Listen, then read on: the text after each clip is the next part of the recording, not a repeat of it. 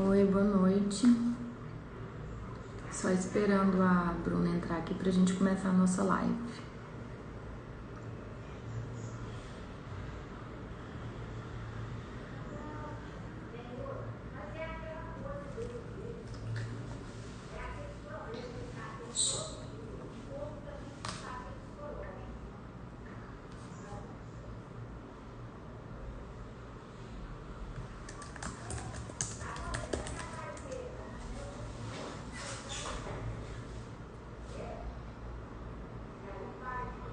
Boa noite. Só estou esperando a Bruna entrar aqui pra gente começar, tá bom?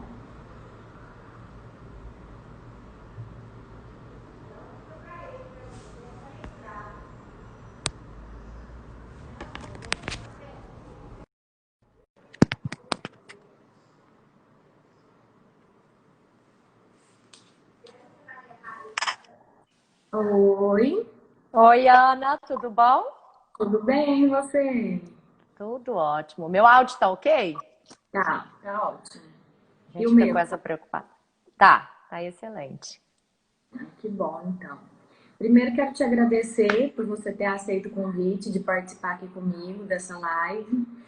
Como acho que algumas pessoas têm acompanhado, toda semana, uma vez por semana, eu tenho feito uma live para trazer as pessoas do mercado para falar um pouco de experiência, dividir um pouco as dificuldades, né?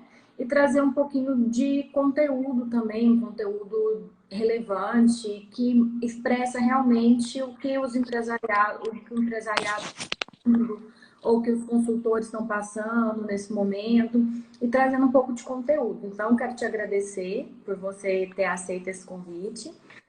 E eu vou te apresentar e queria que você falasse um pouquinho da sua experiência, do seu trabalho, como que você chegou até aqui, tá bom? Ana, primeiro eu também quero te agradecer. Nosso segundo momento juntas, né? Estivemos juntas ano passado no Congresso Integra, não é isso? Isso. Primeiro Congresso de Compliance do Estado de Goiás. E é interessante porque a gente já vinha praticando isso na empresa, eu já vinha estudando bastante. E você despertou isso em mim, né? De estar aprofundando nessa temática tão importante e essencial aí para a sobrevivência de qualquer negócio nos dias de hoje. Então, muito obrigada pelo nosso segundo encontro. Eu que agradeço. Então, para quem ainda não conhece a Bruna Drummond, ela é gerente de relacionamento na Agrocria, especialista em gestão de negócios pela Fundação Dom Cabral e idealizadora do projeto Mulheres de Raça no Agro. E hoje a gente vai falar sobre governança e integridade no agronegócio e também as inovações trazidas pelo cadastro do agro íntegro do mapa, certo? E é isso mesmo. Novidade, né? Esse cadastro. Essa é, vamos dizer assim, lançamento, né? O mapa publicou na semana passada e hoje a gente vai falar um pouquinho sobre isso também. Então, para a gente começar, eu gostaria que você se apresentasse, falasse um pouco da sua experiência, da sua empresa. Ana, vou só pedir um minutinho. Vou mandar aquele aviãozinho aqui para as amigas. Ah, pode mandar. Adoro esse aviãozinho. Nunca usei. Para convidar todo mundo para entrar aqui conosco agora. É isso aí. Então, boa noite. Meu nome é Bruna Drummond e sou fisioterapeuta, especializada em acupuntura, em UTI. Depois eu graduei-me em Direito e já tenho pouco mais de 10 anos, em torno de 11, 12 anos, que eu atuo nos negócios da família, né? E o que são os negócios da família? Meu pai é um dos sócios fundadores da Agrocria. A Agrocria é uma indústria de nutrição animal e sementes para pastagens, com foco aí em bovinos de corte. E nós estamos aí em todo o território nacional, praticamente, e alguns países vizinhos. E depois de colocar aí para você todo o espaço que a gente tem atuado, a gente percebe o tamanho da importância, né, de praticar e de implantar a governança. E essa temática nós começamos a estudar dentro do Programa de Desenvolvimento de Acionistas da Fundação Dom Cabral, onde a gente fala muito mesmo sobre governança corporativa e tenho estudado bastante isso dentro da especialização também que nós fizemos. E você colocou também, sou idealizadora de um projeto voltado aí para as mulheres do agronegócio, né? Mulheres de raça do agro, que o propósito disso tudo é levar conhecimento, experiência, a gente fazer um network, conhecer um pouco da história de cada uma delas e nos fortalecermos cada vez mais com conhecimento, porque é isso que faz com que a gente conquiste o nosso espaço e tenha resultados, né, no nosso negócio. Ótimo. E como que vocês estão sentindo hoje, tanto na empresa quanto esse grupo, né, Mulheres no Agro, como que vocês estão sentindo essa situação atual? De pandemia, de isolamento, de lockdown, de insegurança jurídica, né? Porque uma hora abre, uma hora fecha. Eu vejo que nas notícias o agronegócio é um setor que tem se mantido relativamente estável, que tem apresentado números crescentes, mas eu entendo que também não é 100% positivo. Eu acho que isso de alguma forma está impactando o negócio de vocês. Eu queria ouvir um pouquinho como vocês estão enfrentando essa nova realidade, né? No slogan, o agro não para, ele é lindo, né? Ele é lindo, o agro não parou, mas o agro é impactado de diversas maneiras, né? E principalmente eu vejo para quem não tem uma estrutura de gestão, de governança implantada, né, dentro dos seus negócios.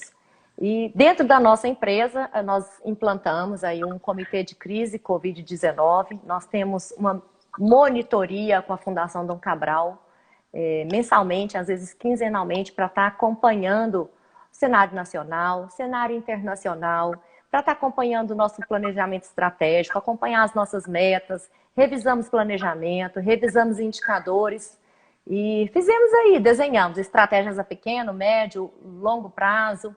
E muitas vezes o longo prazo pode ser só o mês que vem, né? Porque as coisas mudaram bastante.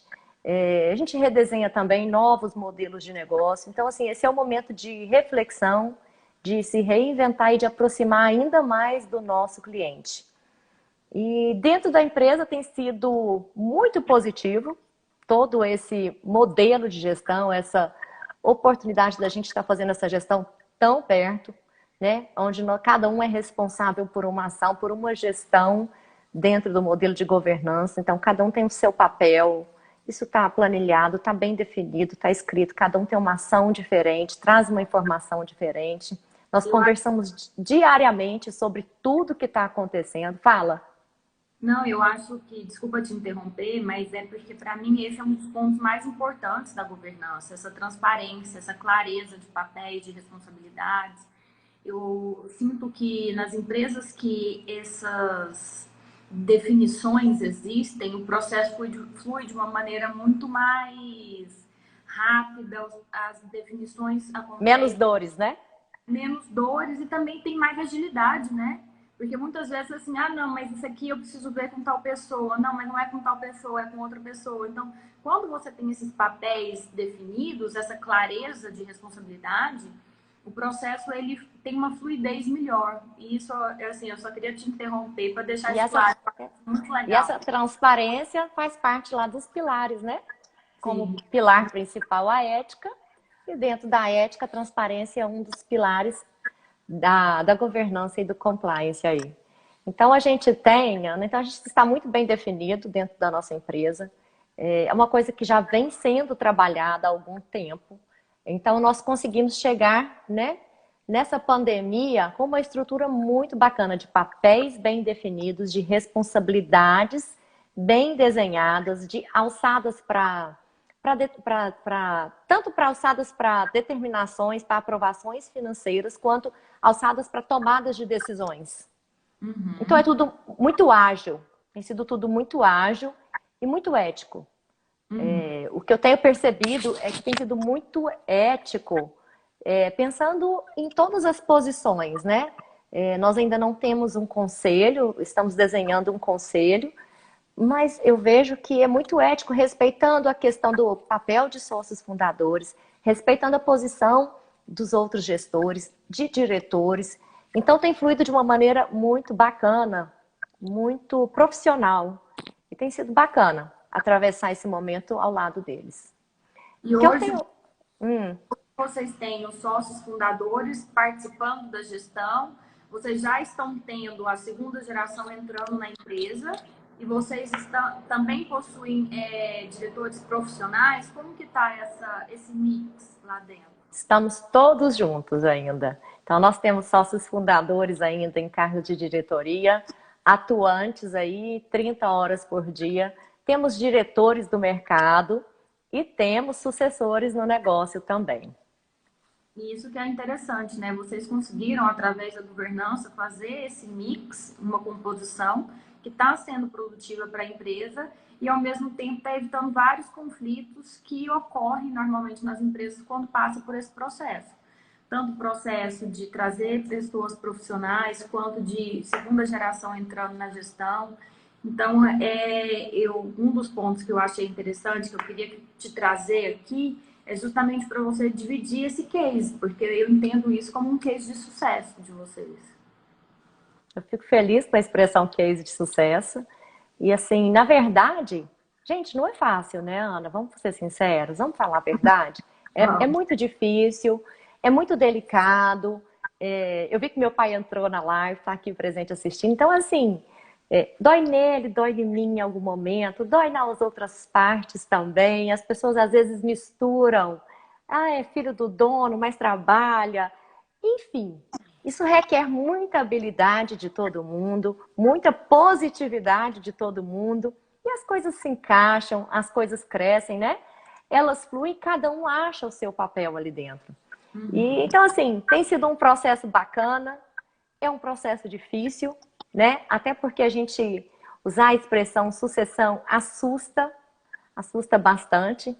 E recentemente não, mas certa vez a minha mãe falou assim: não fica falando assim que você é sucessora. Seu pai está vivo. Eu falei, mãe,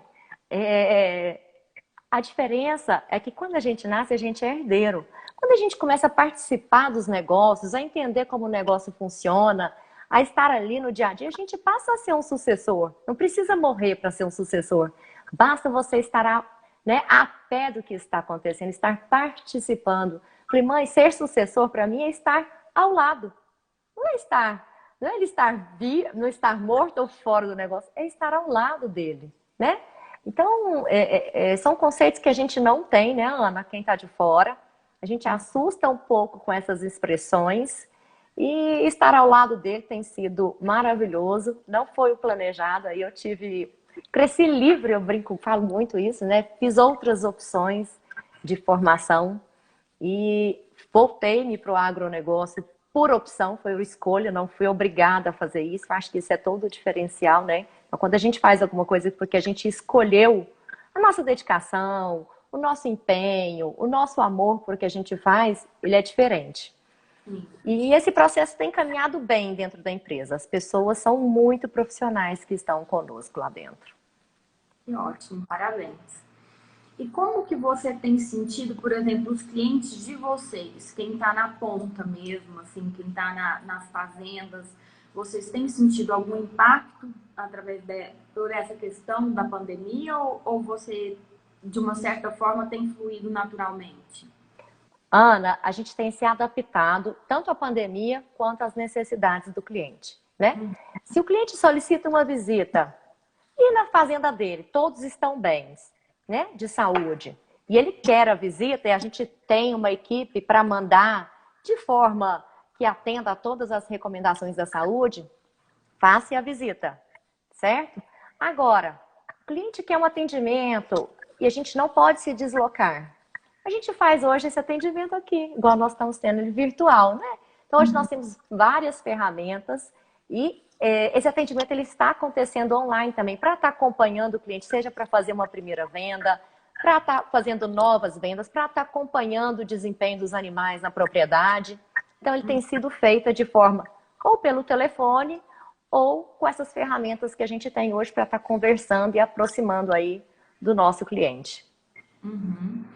Não, e assim, falando um pouquinho mais, né, sobre essa questão de governança, para quem está nos escutando, quando a gente fala de governança, é bem isso que a Bruna explicou. Você vai criar um sistema que vai fazer toda uma gestão, um monitoramento, que vai analisar quais são os principais processos da empresa que tem que ser definido, para melhorar tanto o relacionamento que a gente chama de stakeholders, né? Que podem ser entre os sócios, entre os funcionários, entre os parceiros de negócio e com a sociedade. Querendo ou não, a empresa tem esse papel social que é ter esse bom relacionamento com a sociedade, seja na geração de empregos, seja com projetos de responsabilidade social, e aí existem diversas formas. Ana, aí os stakeholders entrariam também fornecedores, as outras empresas, parceiras? Sim, sim.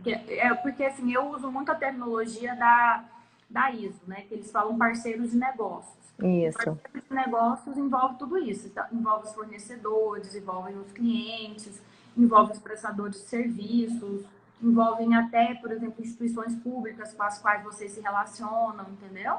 Então envolve todo mundo. E eu acho que a governança ela vem justamente fazer isso, trazer essa maior clareza, né, de relacionamento, de papéis, de processos. Muitas vezes existem um bom relacionamento entre as pessoas, mas os processos não estão claros. Então, trazer essa clareza, eu entendo que também é muito... Como é difícil implantar processos. Sim.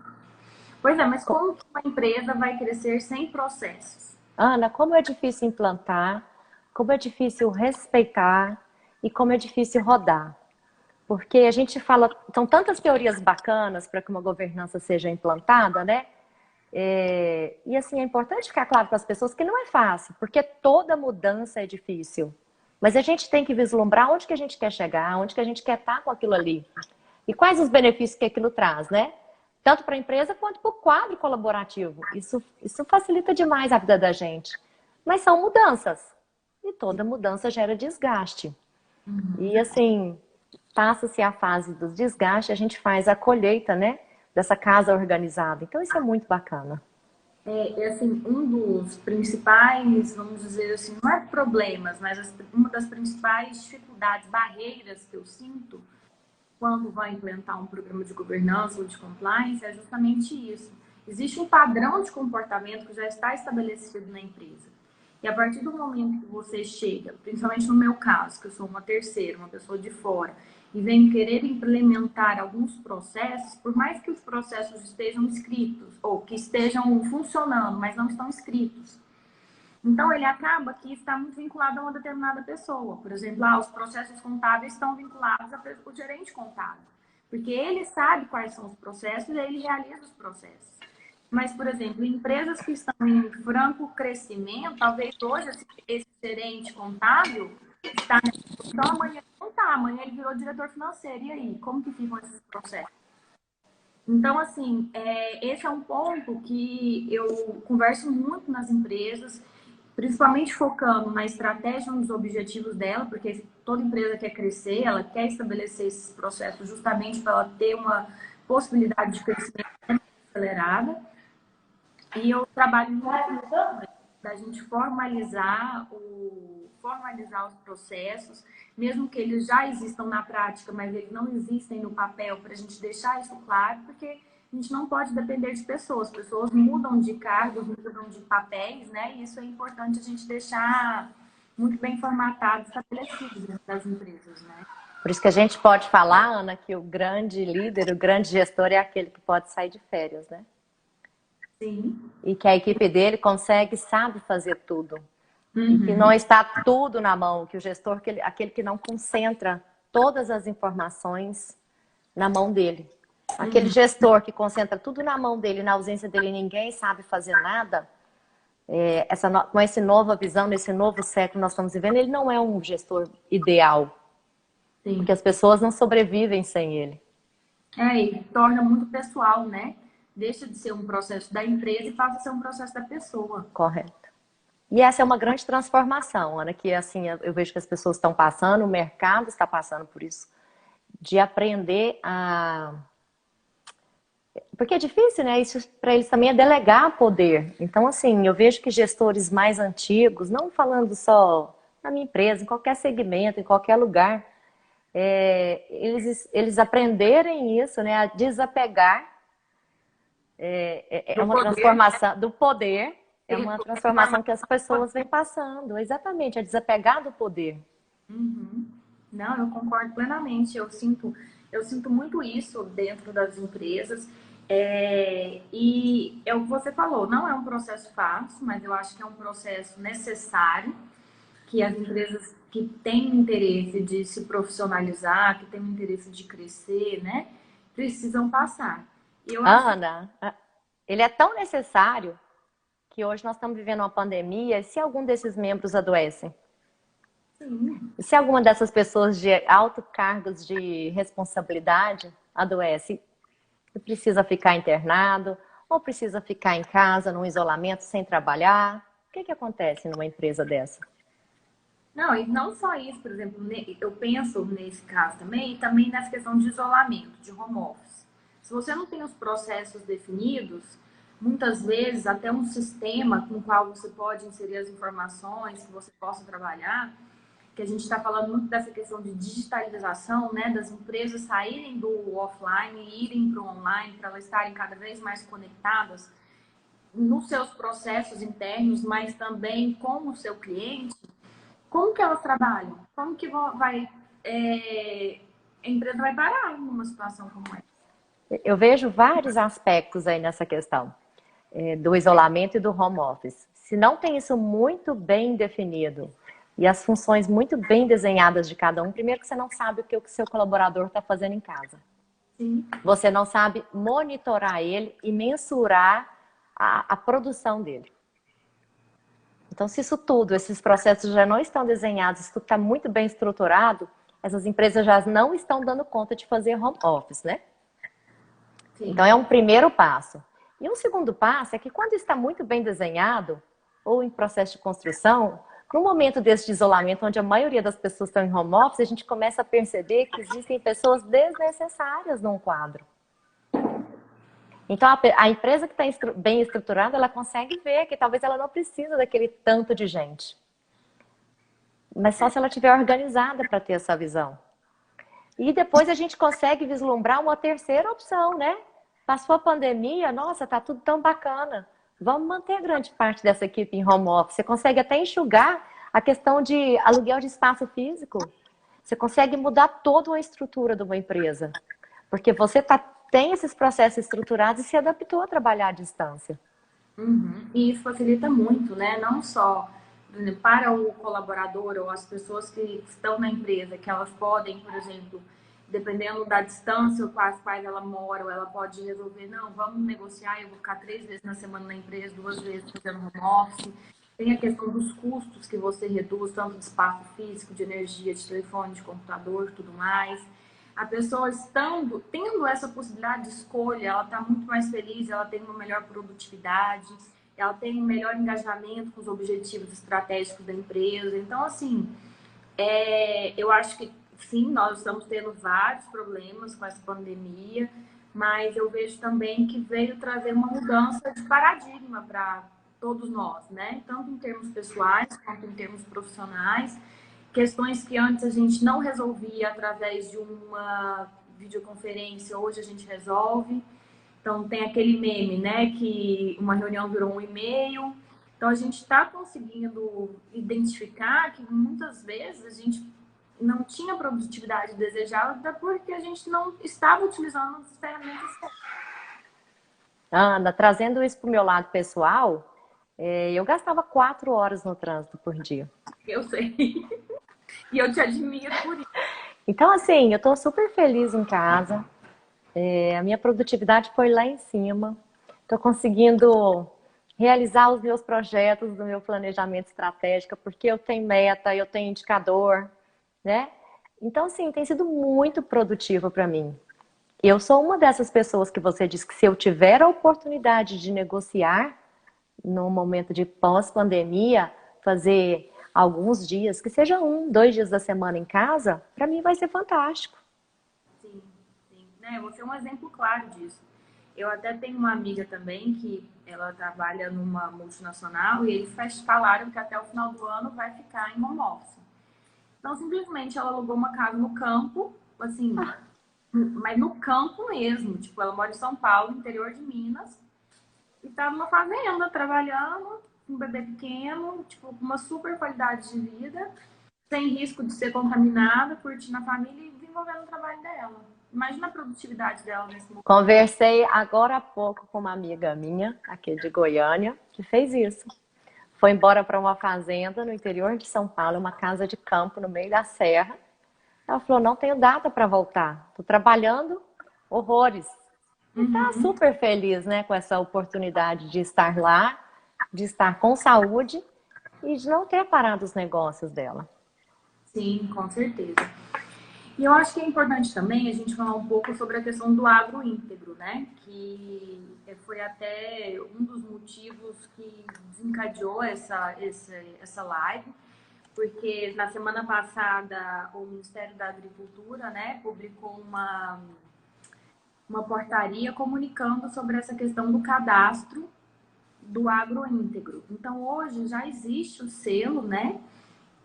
Agro Mais Integridade, que é como se fosse um concurso mesmo, onde as empresas se inscrevem e o seu programa de compliance vai ser verificado, vai ser auditado para verificar se a empresa pode utilizar esse selo. E quais são as vantagens de se ter esse selo?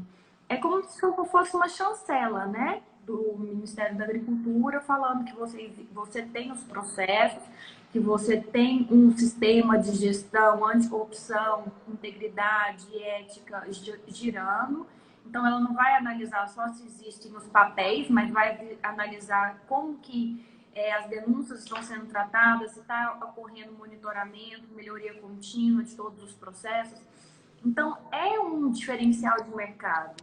Cada vez mais a gente tem visto que essas certificações, tanto esse do MAPA, quanto, por exemplo, certificação da ISO 37001, que é a de Sistema de Gestão Anti-Suborno, tem agregado valor para as empresas. E isso mostra o compromisso da empresa com o seu programa de integridade, com o desenvolvimento de negócios éticos.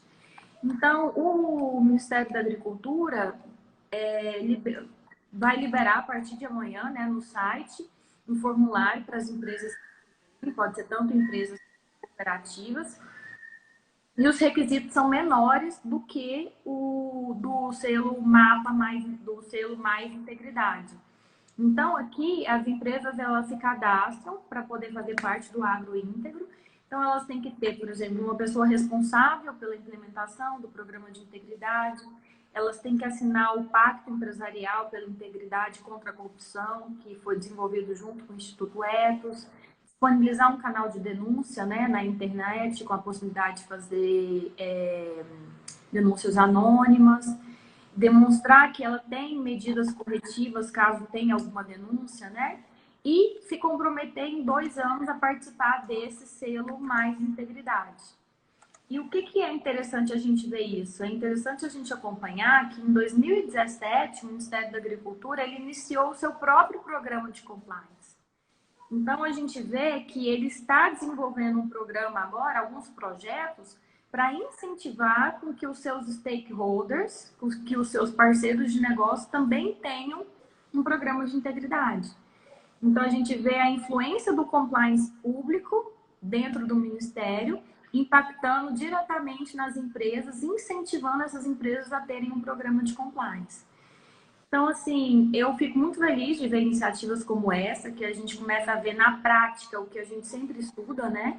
Que é justamente isso, você influenciar toda a sua cadeia produtiva a ter um programa de integridade.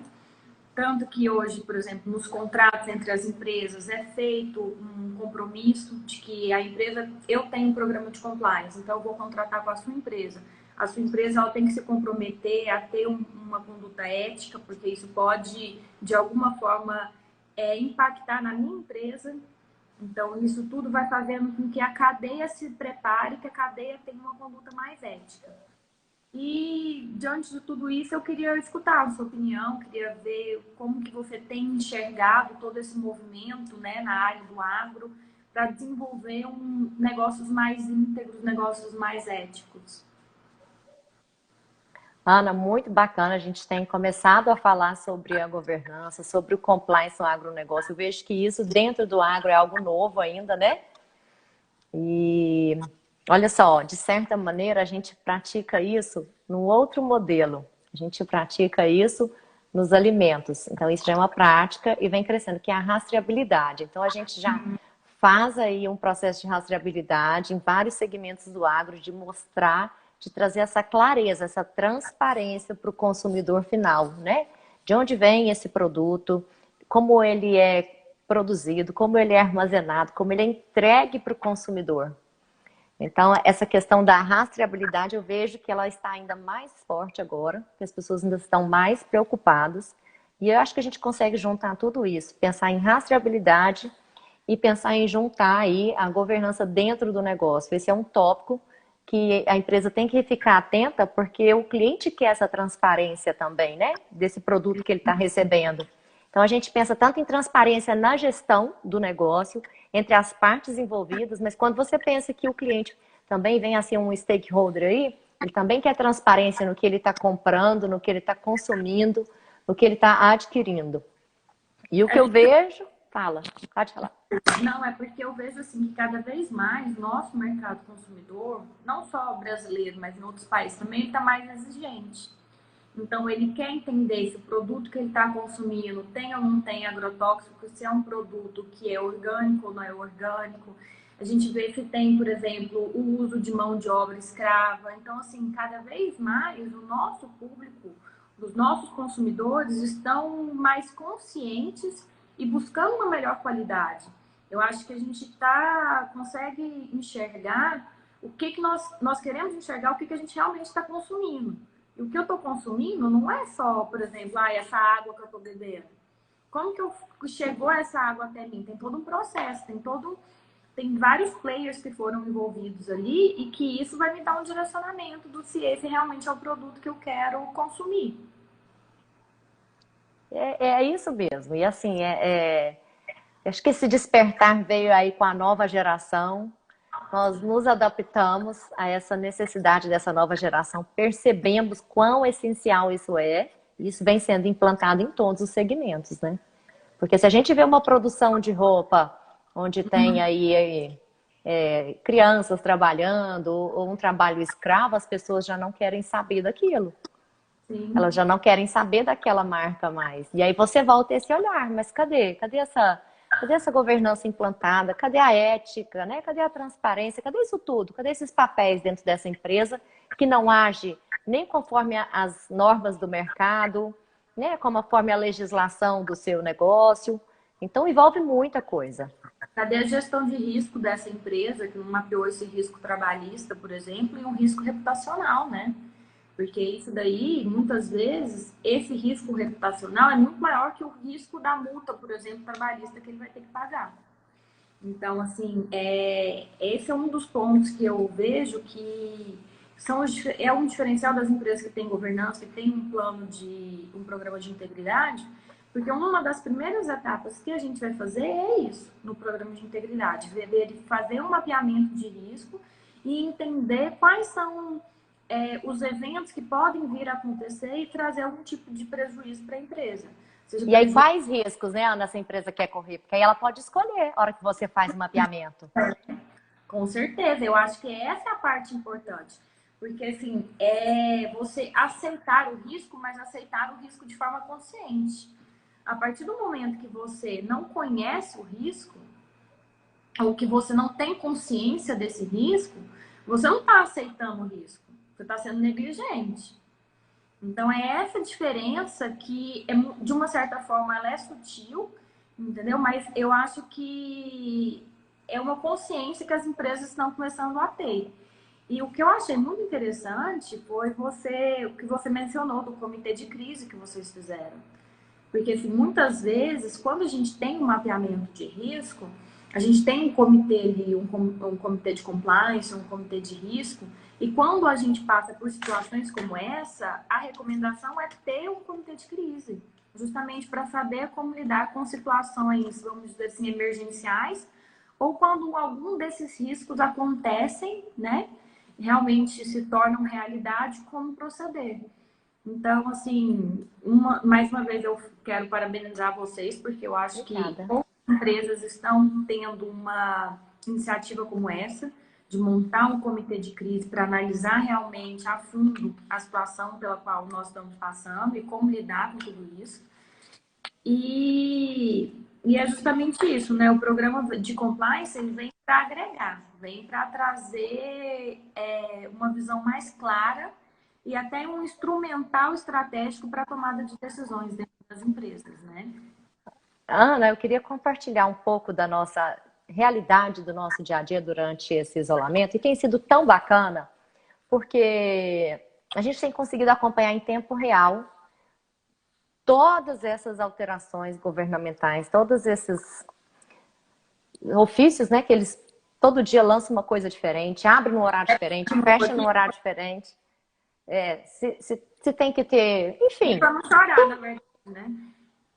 E o que é bacana? Tudo que o governo ofereceu que a gente pode fazer em benefício temporário da empresa para preservar a integridade do caixa da empresa, a gente não precisou fazer. Então, nós não tivemos demissões, nós tivemos contratações durante a pandemia. Gente, eu acho isso tão lindo. Você ter contratação durante a pandemia. Nós tivemos colaboradores que pediram para sair. Isso faz parte. Mas demissão, não. Nós não demitimos ninguém. Nós não fizemos nenhuma alteração de jornada de trabalho, de redução de jornada conforme foi permitido. Nosso comitê traz tudo. E aí a gente tem o poder de escolher, né? A gente vai fazer isso, a gente... E assim, então tudo isso que o governo permitiu que fosse feito, vários detalhes, né? Que ele permitiu que fosse feito para preservar o caixa das empresas, nós não tivemos que fazer.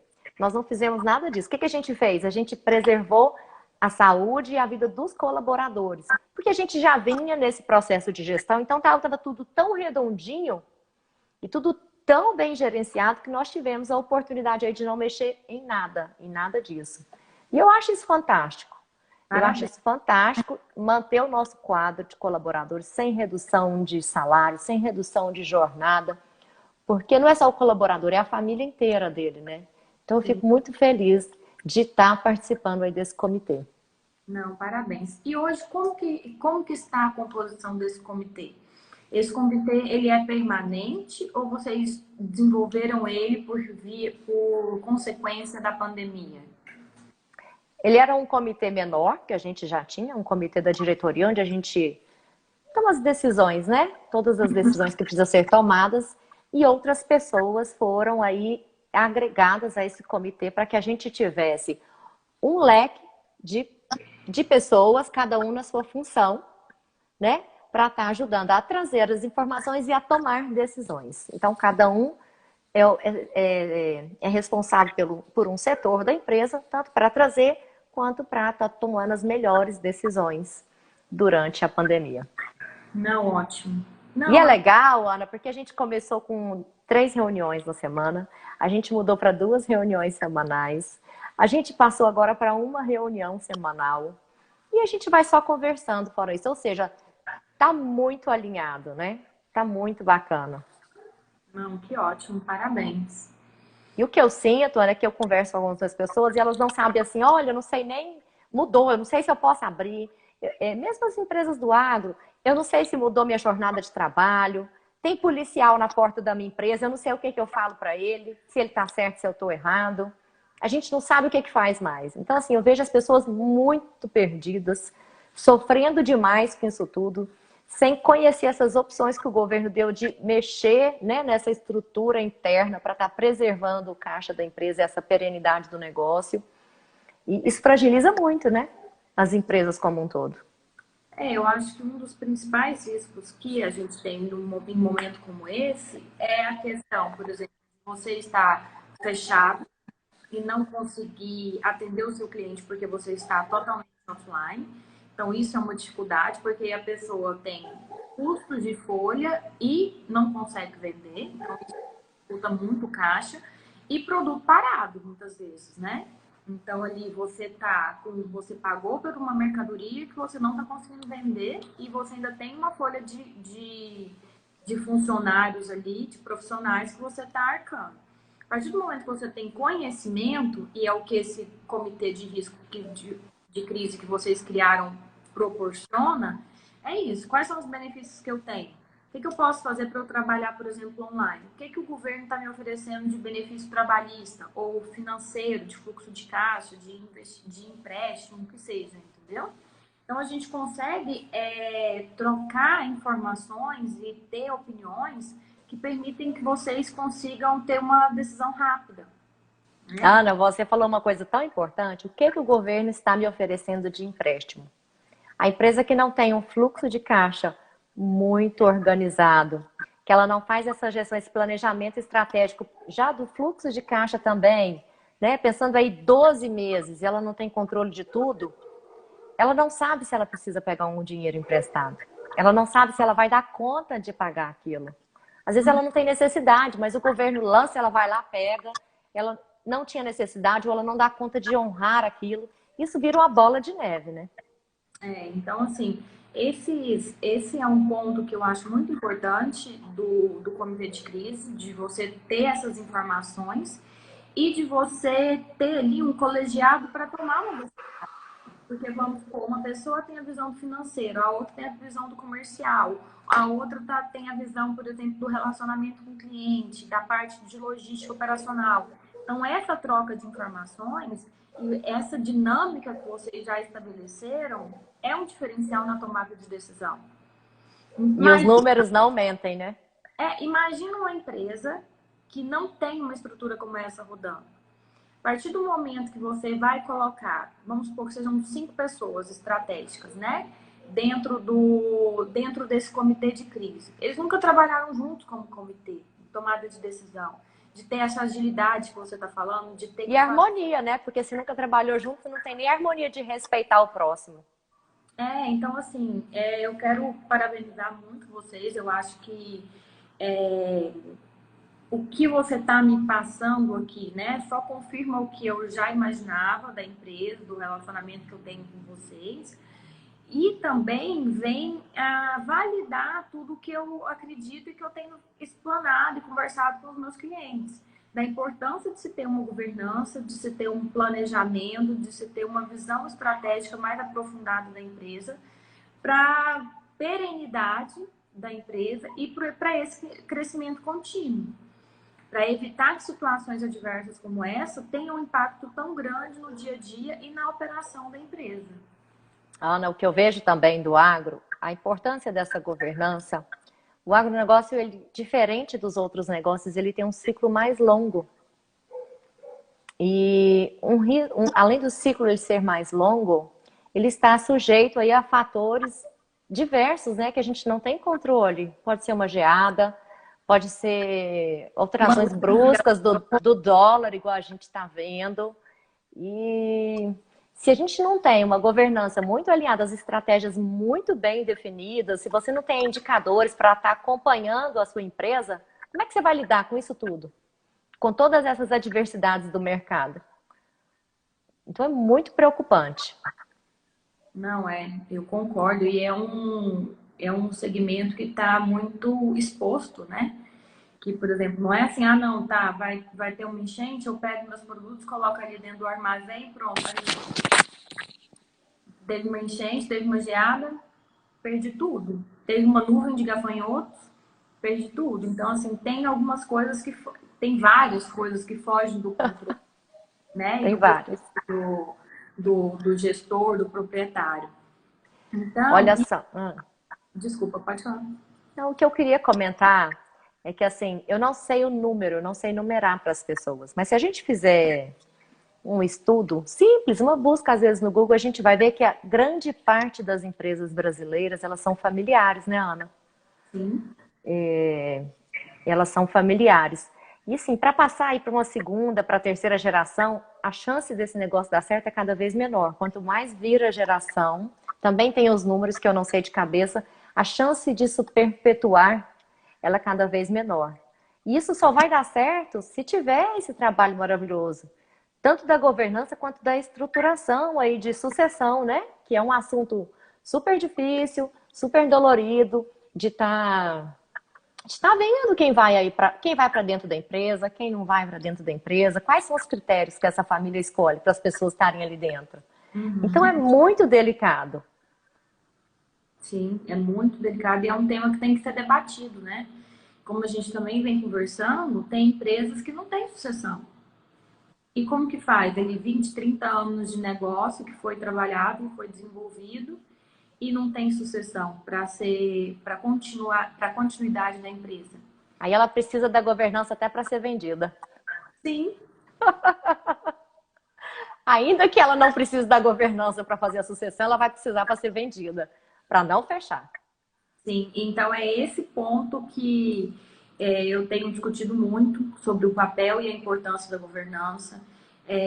Eu entendo muito a importância do compliance, dos programas de compliance, mas eu entendo a governança como uma questão um pouco mais ampla e mais abrangente e que impacta todos esses negócios que você está falando, empresas familiares, casos de sucessão, casos que não têm sucessão, casos que, por exemplo, não, eu quero fazer uma aquisição ou eu quero ser adquirido por um fundo de investimento.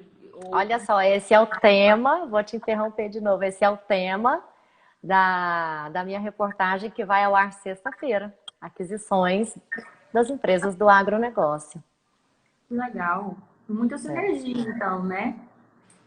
Sexta-feira, 14 horas, já vou fazer a propaganda. Sexta-feira, às 14 horas, horário de Brasília, ao vivo no canal Terra Viva da Band. Nós vamos estar falando sobre aquisições e negociações das empresas do agronegócio, como elas acontecem, o que, que precisa, como é que essa empresa precisa estar para participar, né, de um processo dessa magnitude. Não, que ótimo. Me manda depois para eu poder publicar, porque Mando sim. é um tema muito importante. Realmente, Muito bacana. Eu vou estar falando com o Paulo Shinohara, que é um dos sócios da Albatross. Então ótimo. foi uma entrevista super bacana sobre esse tema. Que bom. Não, me passa que eu vou divulgar. E, Passo Bruno, sim. para a gente finalizar, tem mais algum ponto que você gostaria de falar, que eu não te perguntei, que a gente não abordou aqui durante a nossa live? Não acredito que não. Eu lembro que no começo você falou que talvez fosse perguntar assim, um pouco mais do que eu venho fazendo. E assim, dentro da empresa, esse é o papel. Eu venho tentando fazer um papel diferente quando eu falo em projeto Mulheres de Raça do Agro, que é realmente levar informações diferentes. Oi, Kelinho. Saudades demais de você. Que ia levar são essas informações diferentes, porque eu acho que o agronegócio é muito mais amplo e requer muito mais estudo, muito mais cuidados, além da parte técnica, né?